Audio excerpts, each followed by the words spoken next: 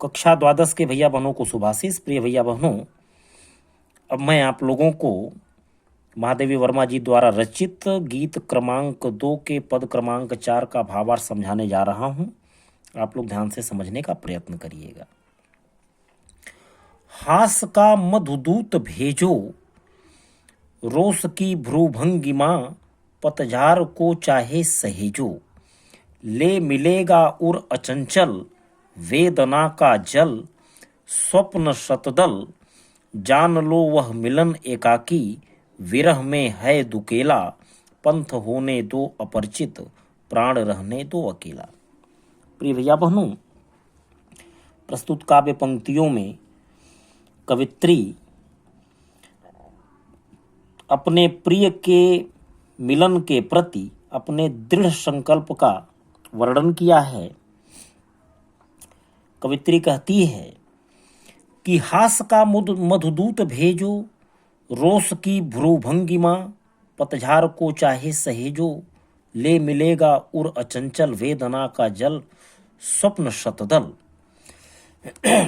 हे प्रियतम, चाहे तुम मुस्कान का मधुर दूत भेजकर मुझे अपनी ओर आकृष्ट करो, और चाहे अपनी भौहों की वक्रता से क्रोध प्रकट करते हुए पतझड़ को एकत्रित कर लो, अर्थात चाहे तुम प्रसन्न हो जाओ अथवा अप्रसन्न, किंतु मेरा अडिग हृदय वेदना का जल और स्वप्नों का कमल पुष्प लिए हुए तुम्हारी सेवा में अवश्य उपस्थित होगा। मैं तुमसे अवश्य मिलूंगी। जान लो वह मिलन एकाकी, विरह में है दुकेला। विरह की स्थिति में मैं स्वयं को तुमसे अलग होने का अनुभव करती हूँ। मिलन के क्षणों में मैं इतनी तन्मय हो जाती हूँ कि मुझे तुमसे भिन्न अपनी सत्ता का अनुभव ही नहीं होता, और इस प्रकार मैं एकाकिनी बन जाती हूँ। पंथ होने दो अपरिचित, प्राण रहने दो अकेला।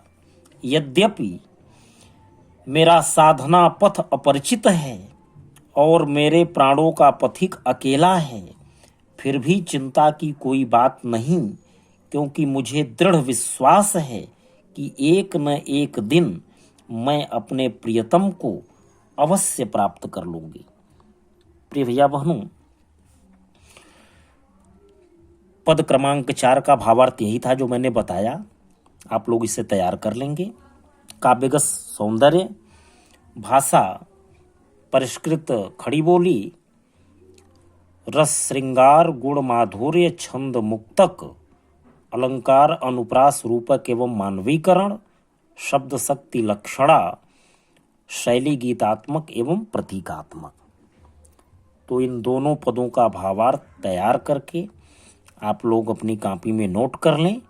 कल मैं आप लोगों को महादेवी वर्मा जी द्वारा रचित गीत क्रमांक 3 का भावार्थ समझाऊंगा। धन्यवाद।